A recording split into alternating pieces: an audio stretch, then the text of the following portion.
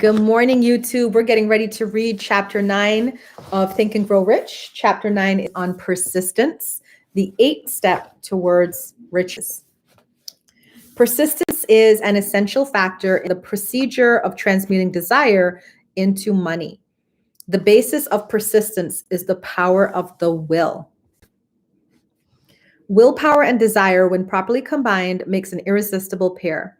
Men who accumulate great fortunes are generally known as cold-blooded and sometimes rootless. Often, they are misunderstood.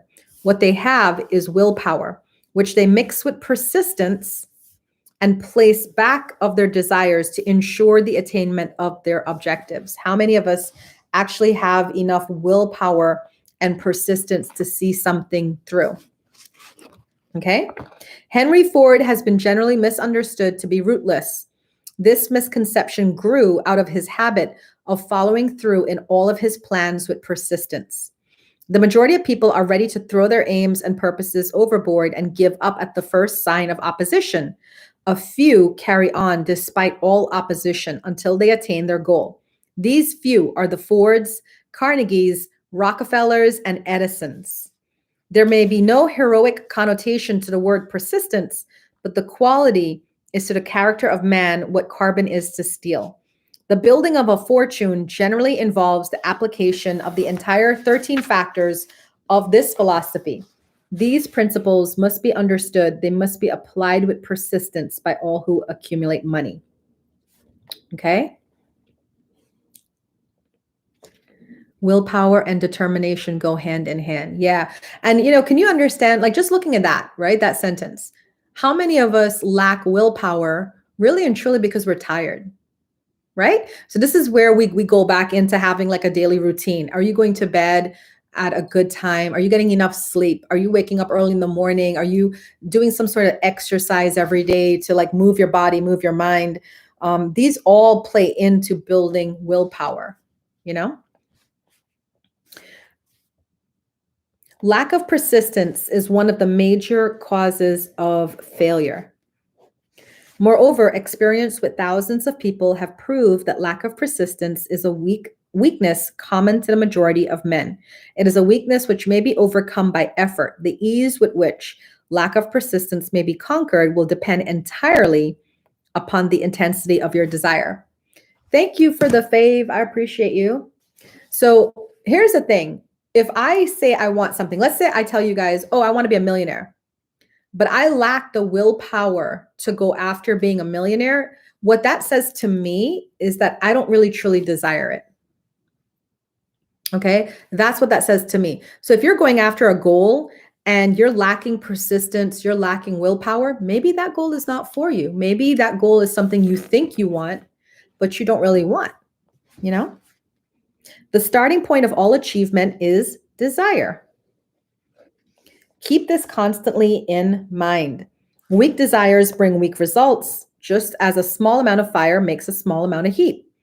If you find yourself lacking in persistence, this weakness may be remedied by building a stronger fire under your desire. Like I'm working out now, and I'm really working out because my desire is there. My desire is there to get this weight off. My desire is there to look good in the clothes that I wear. It wasn't there before. So when I was trying to work out, I kept failing because even though I wanted it, I didn't really want it that much. What I wanted more at that time was to sleep in. What I wanted more at that time was to relax. Now I'm like, nah, I really want to get to the gym. I go Monday, Wednesday, Fridays, and I the days that I don't go, I'm watching what I eat because I'm liking feeling good in my body again,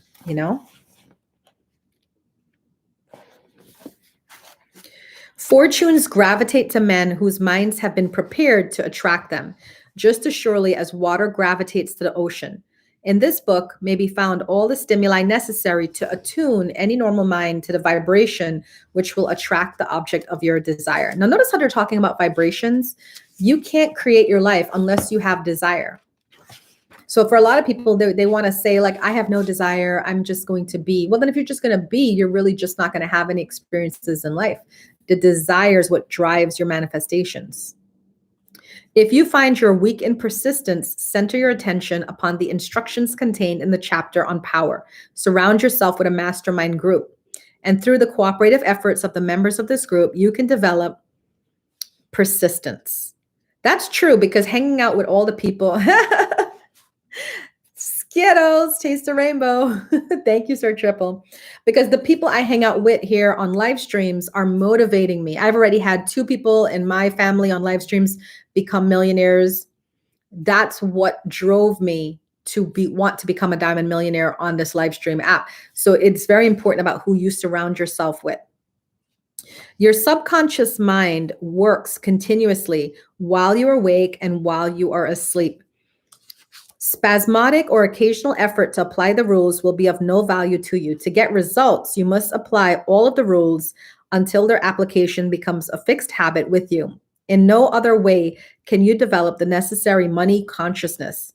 Poverty is attracted to the one whose mind is favorable to it. Ooh, that's deep. Thank you for the cherries. We're reading Yata, Think and Grow Rich. Poverty is favorable to the one whose mind is favorable to it, as money is attracted to him whose mind has been prepared to attract money. Poverty consciousness will voluntarily seize the mind which is not occupied with the money consciousness. So if you're not thinking, dreaming, planning about money, then you're leaving space open for poverty. A poverty consciousness develops without conscious application. That means you don't have to do anything. Just by being and existing and not being in a money consciousness, you'll automatically have a poverty consciousness. The money consciousness must be created to order unless one is born with such a consciousness. Catch the full significance of this statement. You will now understand the importance of persistence in the accumulation of a fortune. Without persistence, you'll be defeated even before you start. So basically what they're saying is, unless you're born into money, your mind is at a poverty consciousness, just without you doing anything. You're not doing anything. Your mind is just at a poverty consciousness because of where you live, where you're surrounded by, your people, your people's people. So you have to persistently keep creating a money consciousness. Exactly. This whole book is Law of Attraction. I don't know if you read it, but Think and Grow Rich by Napoleon Hill was written in 1937 and talked a lot about Law of Attraction. If you have ever experienced a nightmare, you will realize the value of persistence. You're lying in bed, half awake, with a feeling that you're about to smother. You're unable to turn over or move a muscle. You realize that you must begin to regain control over your muscles. Through persistent effort of willpower, you finally manage to move the fingers of one hand. By continuing to move your fingers, you extend your control to the muscles of one arm until you can lift it. Then you can gain control of the other arm in the same manner. You finally gain control of the muscles in the legs. And then with one supreme effort of will, you regain complete control and snap out of your nightmare. Oh, that's cool. Hey, YOLO. Thanks for the fave. So they're using a nightmare to explain that you may find it necessary to snap out of your mental inertia through a similar procedure. You move slowly at first, then increase your speed until you gain complete control over your will. Be persistent no matter how slowly. You may at first have to move. With persistence will come success. You know, there's a saying, even slow progress is still progress. You know what I'm saying? Hey, Brish, good morning. We're reading Think and Grow Rich. You know, I heard that book before, Behold a Pale Horse. I heard about that book. I'm gonna have to write that down. If you select your mastermind group with care, you will have in it at least one person who will aid you in the development of persistence. And I have to say, in our little mastermind group, that's Panther, because King Panther was going for his millie. He was getting up every day, continuously showing up, continuously being out there, like he did it all, and he motivated me. Do you understand? This is Think and Grow Rich by Napoleon Hill. It was written in 1937. He interviewed a couple hundred of the most influential, wealthy men of that time, which was like Thomas Edison, Carnegie, Ford of Ford Motor Company, and he got their secrets on how to gain a wealthy mindset. You're welcome. If you select your mastermind group with care, you will have in it at least one person who will aid you in the development of persistence. Some men who have accumulated great fortunes did so because of necessity. They developed the habit of persistence because they were so closely driven by circumstances that they had to become persistent. Think about the person, let's say, who lives in the ghetto, who is surrounded by violence every single day. Out of necessity, they have to get out of there. So they persistently work at whatever they choose to work at to elevate themselves out of their situation. There's no substitute for persistence. It cannot be supplanted with any other quality. Remember this, and it will hearten you in the beginning when the going may seem difficult and slow. Those who have cultivated the habit of persistence seem to enjoy insurance against failure. No matter how many times they're defeated, they finally arrive up towards the top of the ladder. Remember, Thomas Edison, it took him 10,000 failures before he developed the light bulb. Fonzie, I'm reading. You'd have to automate your life. Those who pick themselves up after defeat and keep on trying arrive, and the world cries, "Bravo, I knew you could do it." The hidden guide lets no one enjoy great achievement without passing the persistence test. If you want something, you have to go after it, and you have to be persistent. Okay? Every failure brings with it the seed of an equivalent advantage. Do you guys look at your failures as positive? Do you look as your failures as blessings in disguise?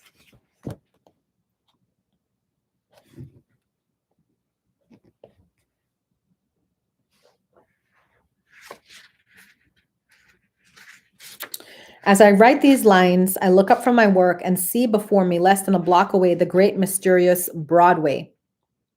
From all over the world, people have come to Broadway seeking fame, fortune, power, love, or whatever it is that human beings call success.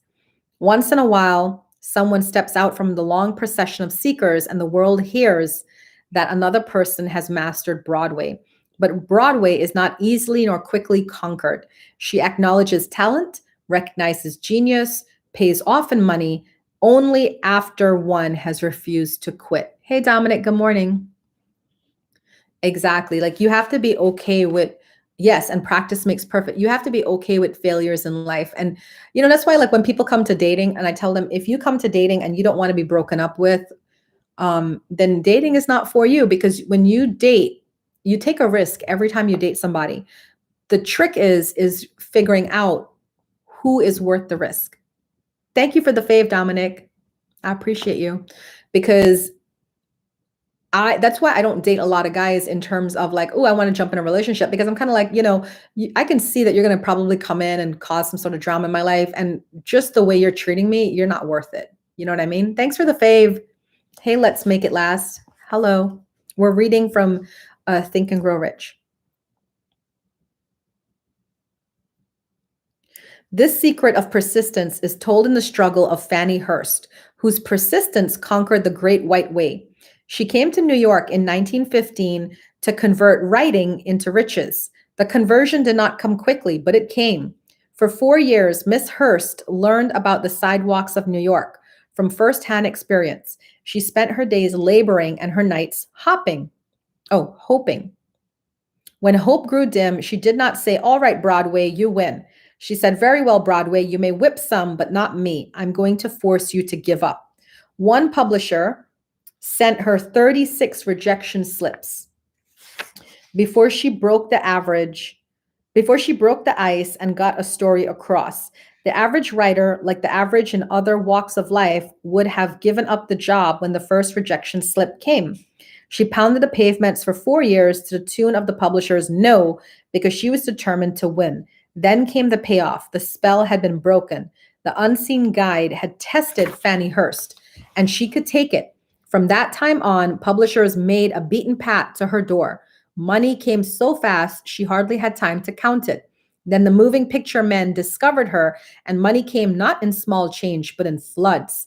The moving picture rights to her latest novel, Great Laughter, brought $100 million, said to be the highest price ever paid. No, $100,000, said to be the highest price ever paid for a story before publication. Her royalties from the sale of the book probably will run much more. Briefly, you have a description of what persistence is capable of achieving. Fannie Hurst is no exception. Wherever men and women accumulate great riches, you may be sure they first acquire persistence. Broadway will give any beggar a cup of coffee and a sandwich, but it demands persistence of those who go after the big stakes. Oh, hey, Panther. I was just talking about you because this chapter is about persistence. And I was saying that in our family, in our mastermind group, you are the one that showed me persistence to getting your millie. And that's what drove me to get my millie, was to stay on course persistently. So I just wanted to shut you up with that. All right. So persistence is based upon definite causes. So some of the definite causes, yeah, absolutely.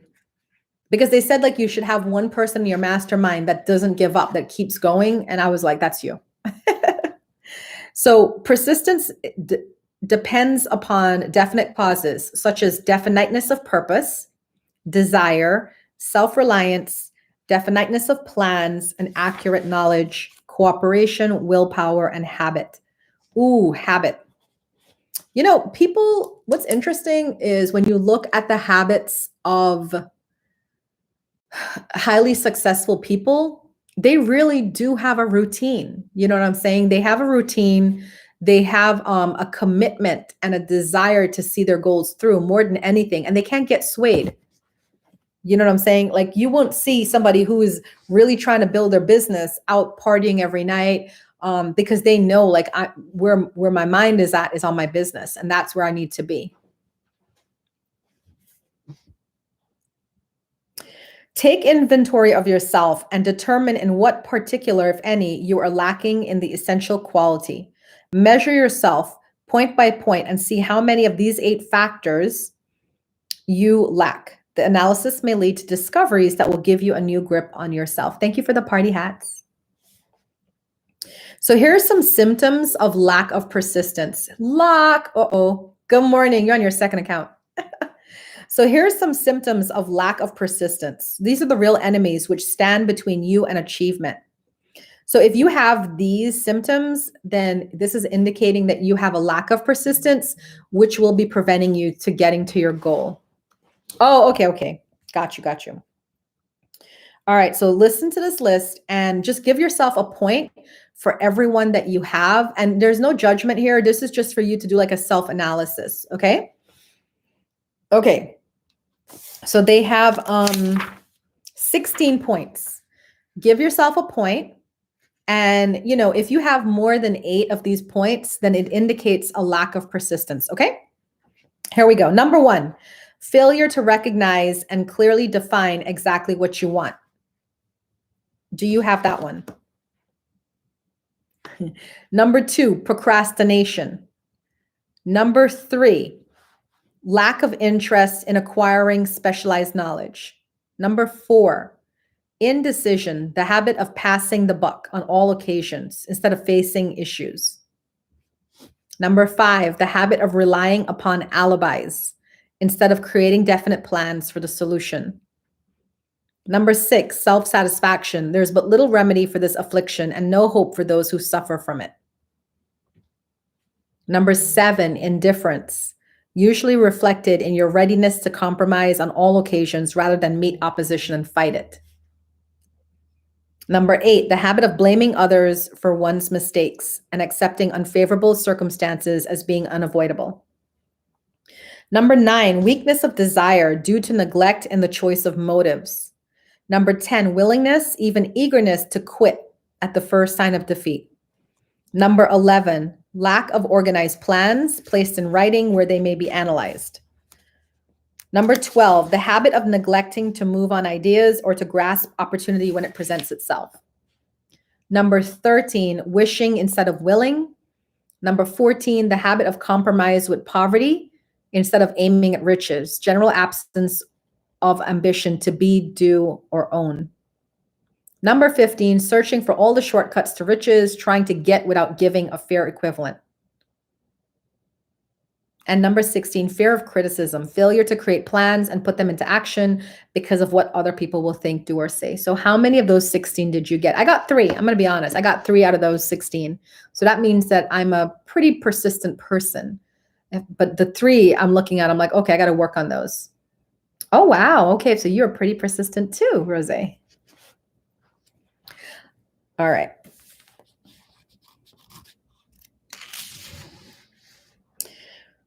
Ooh, the fear of criticism. The majority of people permit relatives, friends, and the public at large to influence them so much so that they cannot live their own lives. Huge numbers of people make mistakes in marriage, stand by the bargain, and go through life miserable and unhappy because they fear criticism, which may follow if they correct the mistake, as in if they get a divorce. Millions of people neglect to acquire educations after having left school because they fear criticism. How many of you thought about going back to school, but you didn't want to get criticized by people? You weren't sure you can finish it. You didn't want to start something that you couldn't finish, and you judged all that before, without just even, might be 5. That's still good. That means you're persistent. That's good because you want to get less than 8. You know what I mean? Countless numbers of people, young and old, permit relatives to wreck their lives in the name of duty because they fear criticism. How many of you do that? How many of you allow your families or your loved ones to tell you what to do? COVID messed it up. Oh, okay. What are you going back to school for? I'm trying to get into school this year. I want to go for my PhD. Finally. I have to finish this course though before I start my PhD. Many people refuse to take chances in business because they fear the criticism, which may follow if they fail. The fear of criticism is sometimes stronger than the desire for success. Okay, finish your AA. Sitting 2 is definite, and maybe 2 I can work on. 2 is definite, and maybe 2 I can work on. Good. Too many people refuse to set high goals for themselves because they fear the criticism of relatives and friends. So everybody in the room, be honest. Be honest. How much do you live your life in fear of criticism? I'll tell you right now, I don't, because I have been criticized so much in life that I just reached that point where I was like, well, you're damned if you do, damned if you don't. So you might as well just do it, And that was such a healing time for me. When Andrew Carnegie suggested that I devote 20 years to the organization of a philosophy of individual achievement, my first impulse of thought was fear of what people might say. The suggestion set up a goal for me far out of proportion to any I have ever conceived. Oh my God, my throat got dry.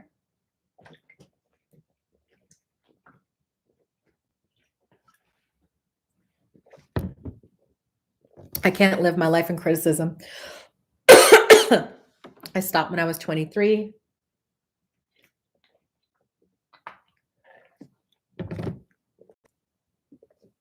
What do you mean you're already looked down upon? By your family members and everyone? Wow, I got like really a dry spell just now.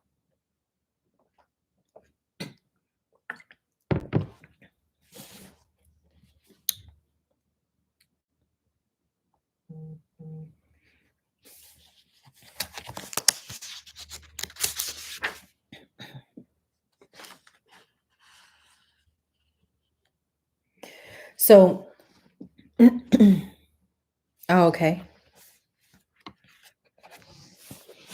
I see it as a strength.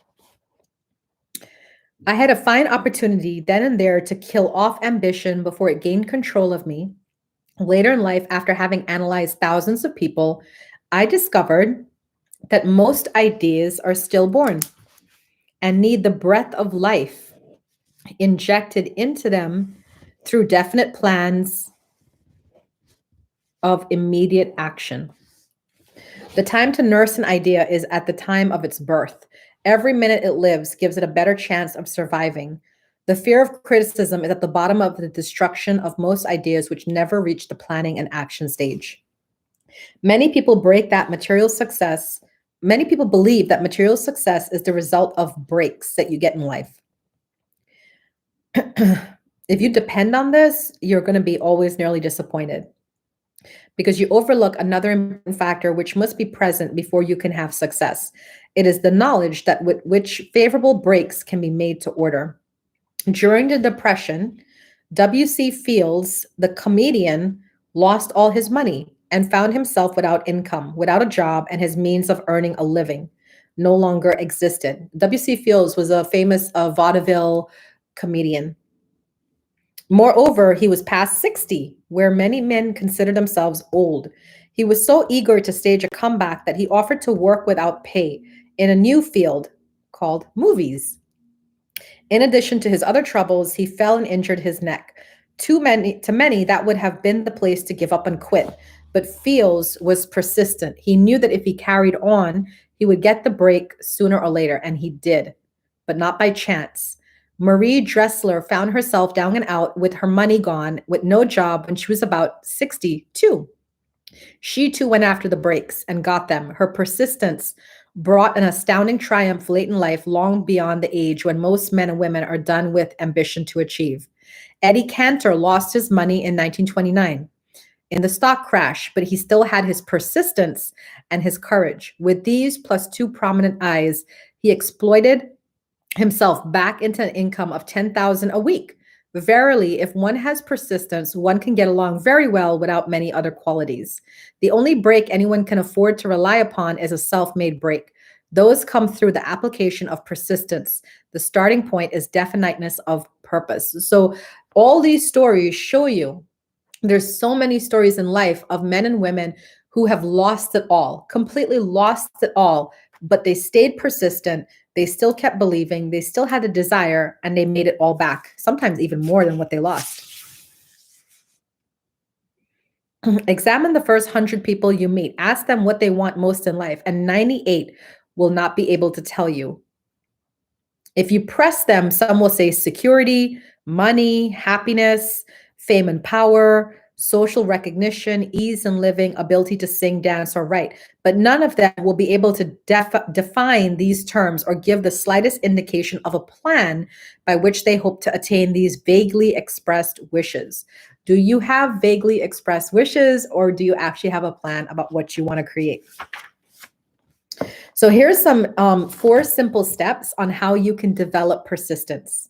1, have a definite purpose, backed by a burning desire for its fulfillment. My definite purpose is to grow famously in the field of metaphysics, because the knowledge that is contained in the metaphysical field is so helpful for everyone. And I know I have a great way of talking and conversating and of getting across concepts to people that, if it's in a textbook, they won't read it. But if I say it, they get it. So my definite purpose is to become famous in the metaphysical field and to have a larger audience to talk to so I can help. That's my burning desire. Hey, Starrico, we are. Thank you for checking in. Good to see you again. Number 2, a definite plan expressed in continuous action. Yes, my definite plan is I come to YouTube, I go to Facebook, I come to live streams, and I stream because I'm sure that I'm getting more traction, I'm gaining more fans, I'm getting more people to take notice of what I'm doing, and one day that break will come across one of these social media channels. Hey, Jay, welcome. Number 3, a mind closed tightly against all negative and discouraging influences. Totally. When I first started live streams, a lot of people told me, you can't make money doing this. You don't have what it takes, blah, blah, blah. I just was like, I'm going to bring something different. People are going to want to come to a stream where it's filled with positivity and enlightenment and where they can learn things and gain knowledge. And I kept going. Number 4, a friendly alliance with one or more persons who will encourage you to follow through with both plan and purpose. Got that? That's my CBG family. Zodiac King, thanks for the fave. Ro, thank you for the fave. I appreciate y'all. So do you have those four things? Yes, I do a lot of reading on here and a lot of things, Zodiac. Thank you for that. So that's how you develop persistence, okay? You have a definite purpose backed by your burning desire. You have a definite plan expressed in action. You close your mind tightly to negative, naysayers. And then number 4, you have a friendly alliance of people who support you. If you have those 4 things, you can develop persistence. These are the steps by which one may control one's economic destiny. They're the steps that lead to freedom and independence of thought. They're the steps that lead to riches. They're the way to power and fame. We got to stop as a community. We got to stop saying, oh, I don't want to be rich. I just want to make enough. Oh, I don't want to be famous. I just want to get on a small platform. We got to stop saying that, because if you're a good person and you really have the best intentions for everybody, why wouldn't you want to become a famous celebrity? Why wouldn't you want to make millions of dollars that you can then reinvest back into communities? I would love to become a billionaire. Because if I became a billionaire or a millionaire in real life, I would go to all the inner cities in the whole US, and I would pick up the little children, and I would want to do things with them. I like experiences. I think experiences grow people. And what I would love to do is do these retreats, where I take, say, a group of inner city kids. Let's say Brooklyn. My boyfriend's from Brooklyn. So let's say, I go to Brooklyn and I pick up we tell the public schools, give us 100 of your best students. So now the kids are motivated, right? Because they want to do well at school, because they know Miss Uma comes twice a year and takes kids on a special vacation. So it's motivating to them, right? So we tell the schools in this area, oh, we're going to take 100 of maybe 100 schools. We're going to ask them for you to send, or 10 schools, we're going to ask you to send 10 students, 10 of your best students. And then we take them away, camping, or, out of the country, maybe to Europe and stuff like that. We have to be, yes, we have to be phenomenal. Experience is a true teacher of life. Exactly. That's my dream, y'all, because, I love giving people gifts. Gift giving is my, I love receiving gifts. Thank you for the roses. I love receiving gifts and I love giving gifts. And I like giving gifts because you see how alive I come alive, because I love seeing that look on somebody's face. When you give them a gift and they're not expecting it, or they appreciate it. And I just imagine these little children, because little children have the best looks for excitement. You know what I'm saying? They have the best looks. Yes, Dad. And I'll be calling on all my CBG family. When I become a millionaire, and I don't say if, I say when I become a millionaire and I can afford this. Oh, thank you for the gifts, y'all. But for real, when I become a millionaire, I'm going to be doing this. You know what I'm saying? And I'm going to be calling on my CBG family hey, can y'all come help me be chaperones for these kids? Can y'all help me, talk to these kids and teach them? And then just let's go and be big brothers, big sisters as we take them to Europe or take them to Costa Rica and stuff like that. Can you imagine? They would lose their mind and I would freaking love it. Thank you for the fave. I appreciate y'all. And thank y'all for the gifts. I love gifts. So that's why this works for me. All right. There's a magnificent reward of all who learn to take these 4 steps. It is the privilege of writing your own ticket and making life yield to whatever price you ask. I have no way of knowing the facts, but I venture to conjecture that Mrs. Wallace Simpson's great love for ooh, y'all know that story, right? Do y'all know about Mrs. Wallace Simpson? Do you know that name in history? Mrs. Wallace Simpson is probably one of the most hated women in history. Do you know why? Do you know why she's one of the most hated women in history? And this happened was it the 80s? This happened during our lifetime. She had a king denounce the throne. She had a king denounce the throne. King Bertie was supposed to be the king of England. He fell in love with Wallace Simpson. He was not allowed to marry her because she was American and she was a divorcee, and you're not allowed to marry somebody who's had a divorce. He gave up the throne for her. It's one of the greatest love stories in history. And it was his brother, King George, the younger brother, who had to now step up and take the throne of England. And he had two daughters, of which was Queen Elizabeth. So Queen Elizabeth's uncle gave up the throne for love. All right, Locke. Isn't that amazing? And that happened in our lifetime. That happened in our lifetime because that was the big story back in the, was it the 70s or 80s? Wallis Simpson. Wallis Simpson is her name.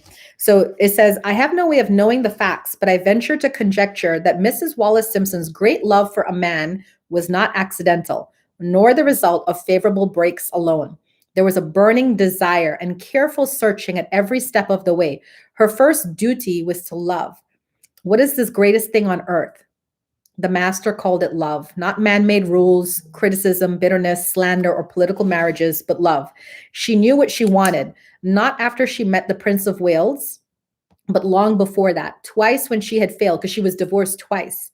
To find it, she had the courage to continue her search. To thine own self be true, and it must follow, as the night the day, thou canst not then be false to any man.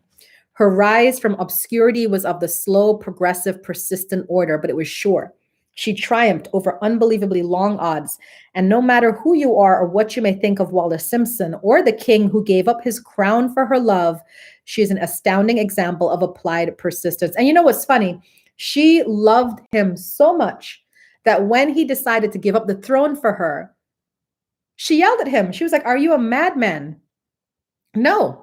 And she tried to break up with him, even though she loved him, because she couldn't imagine, one, having the King of England give up his throne for her. And then she couldn't also imagine being the most hated woman in history. Hey, Chris, welcome to the room. It's a beautiful love story. It's a beautiful love story.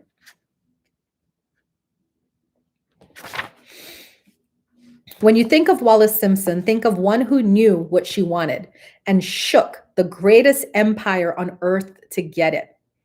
Ooh, you know what? And I saw in the room, I saw 333 and 222. Yeah, today's a good day. I feel it today. I woke up this morning saying something special is going to happen to me today. I don't know what, but I just felt like today something special is going to happen to me today. And we're seeing all the numbers. Women who complain that this is a man's world, that women do not have equal chance to win, owe it to themselves to study carefully the life of this unusual woman who, at an age when most women consider old, I think she was in her 40s, captured the affections of the most desirable bachelor in the entire world. And what of King Edward? What lesson may we learn from his part in the world's greatest drama of recent times? Did he pay too high a price for the affections of the woman of his choice? Surely no one but he can give the correct answer. The rest of us can only think about it. This much we know. The king came into the world without his own consent. He was born to great riches without requesting them. He was persistently sought in marriage. Politicians and statesmen throughout Europe tossed dowagers and princesses at his feet. Because he was the firstborn of his parents, he inherited a crown which he did not seek and perhaps did not even desire. For more than 40 years, he was not a free agent, could not live his life in his own way, had but little privacy, and finally assumed duties inflicted upon him when he ascended to the throne. Some will say with all these blessings, King Edward should have found peace of mind, contentment, and joy of living. The truth is that back of all the privileges of a crown, all the money, the fame, and the power, there was an emptiness which could only be filled by love. His greatest desire was for love. Long before he met Wallis Simpson, he doubtless felt this great universal emotion tugging at the strings of his heart, beating upon the door of his soul and crying out for expression. And when he met a kindred spirit crying out for the same holy privilege of expression, he recognized it and without fear or apology opened his heart and bade it to enter.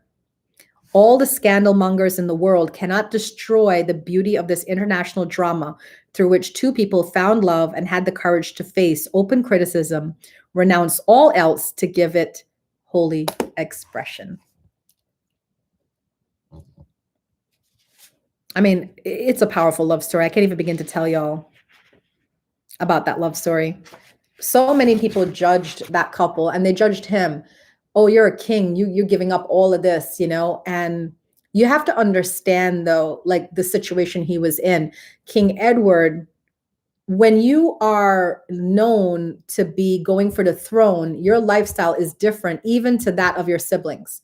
So he had a different lifestyle than his brother George, because George, being the second son, nobody knew him to be that he was going to be the king. So he grew up normally.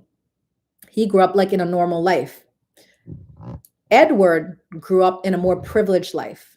Do you understand? Exactly. So he was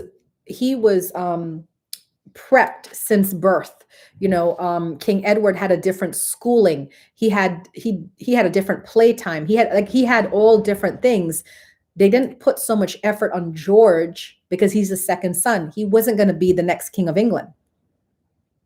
So in a way, England benefited, because I'm not going to say they had a normal person take the throne with King George, but they definitely had somebody who had more of a normal upbringing than they usually put towards royalty.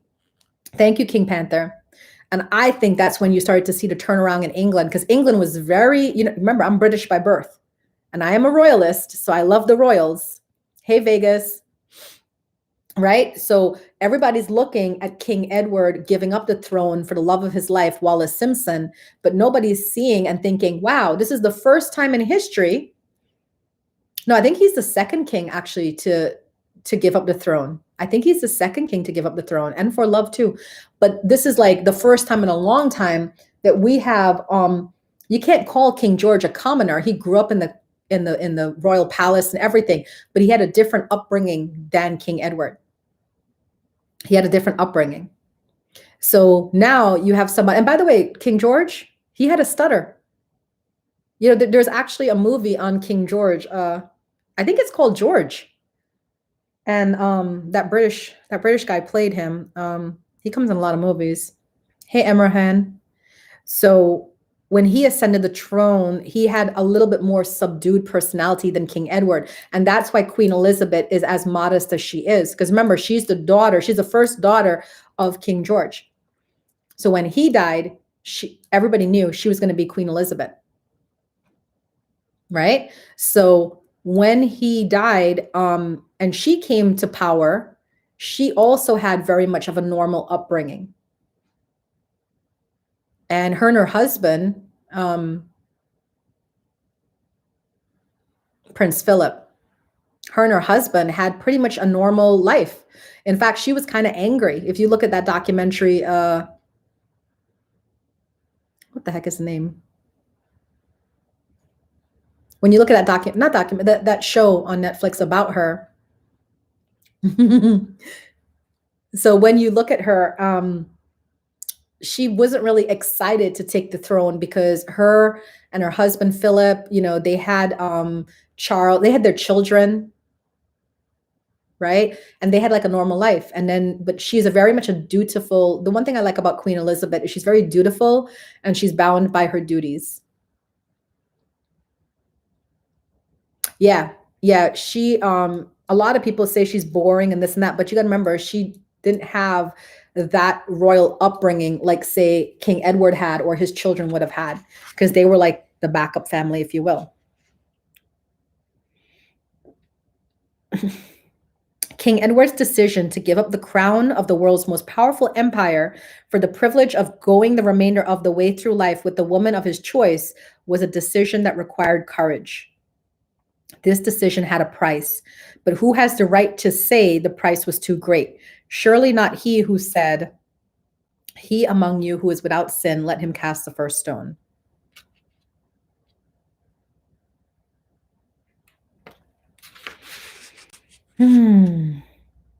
As a suggestion to any evil-minded person who chooses to find fault with the Duke of Windsor because his desire was for love, and for openly declaring his love for Wallace Simpson and giving up his throne for her, let it be remembered that the open declaration was not essential.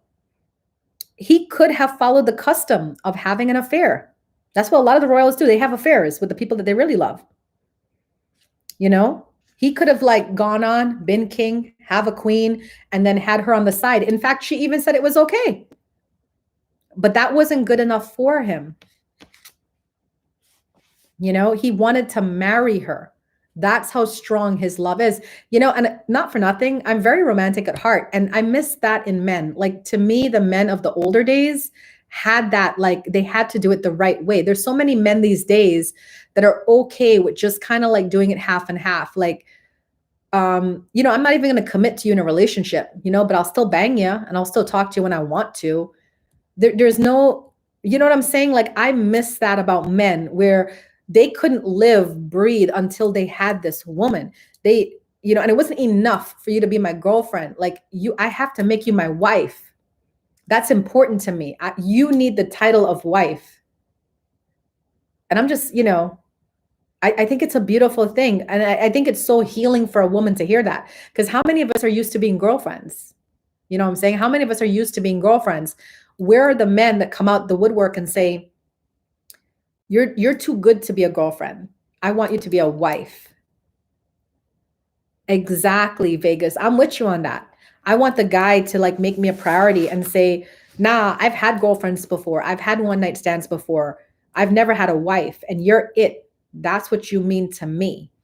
I'm gonna put that ring on your finger because you're the best of the best. And I love you so much that I want to give you that title. But I don't think titles mean anything to people anymore. I think, you know, we've gotten very like complacent in the way we love. I think we've gotten very complacent because there's so much opportunity now and so much variety that if it doesn't work out with this person, then you can just move on, get somebody else.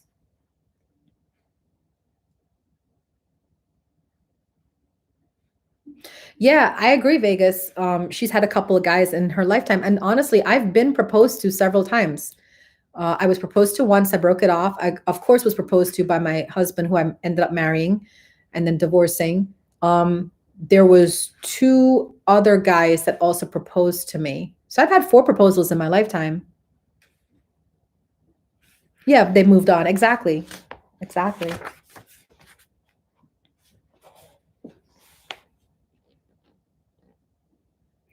Blessed is the man who has come to know that our muted thoughts are our sweetest thoughts. Oh yeah, we should, let me finish this chapter. I have one more page. Let me finish this and let's talk about proposals and rings because I'm just saying. Blessed is the man who from the blackest depths can see the luminous figure of love and seeing, sing, and sing, say, sweeter far than other lays are the thoughts I have of you.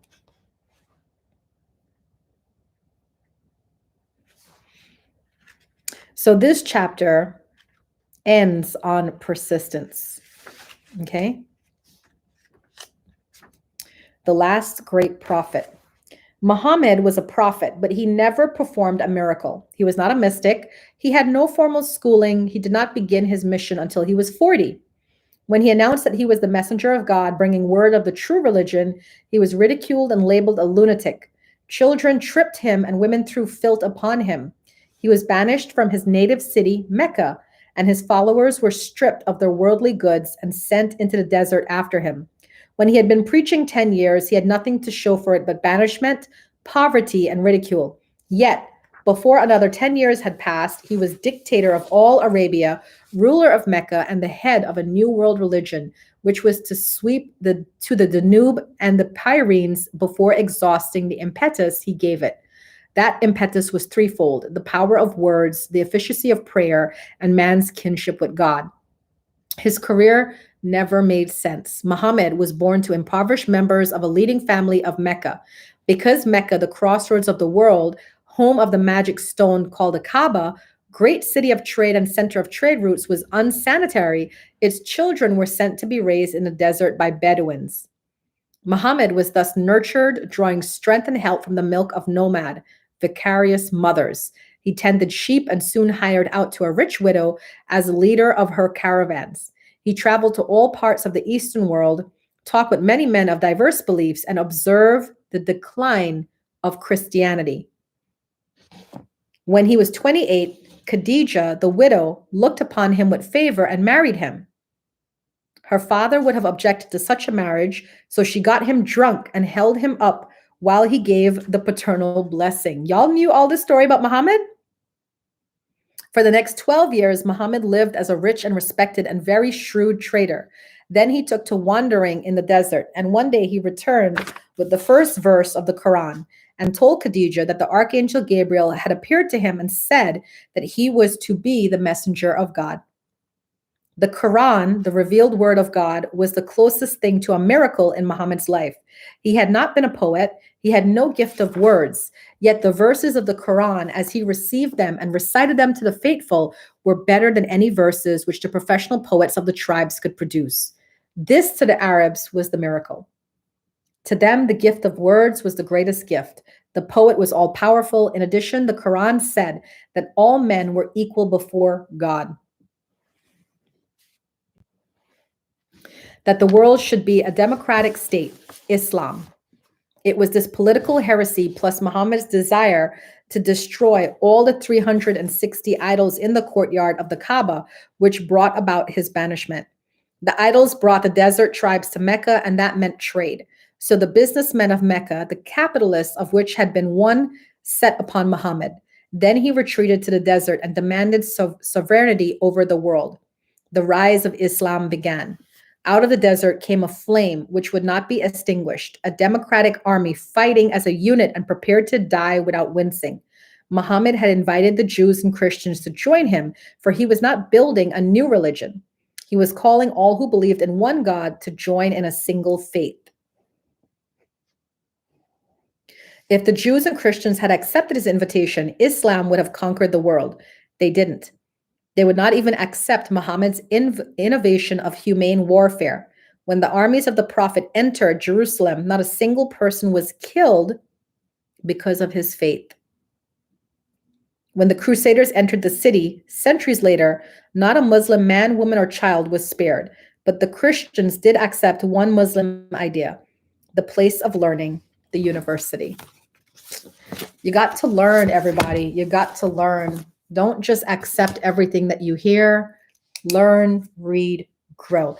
Thank y'all, YouTube. That brings us to the end of chapter 8. I will see you tomorrow for chapter 9. So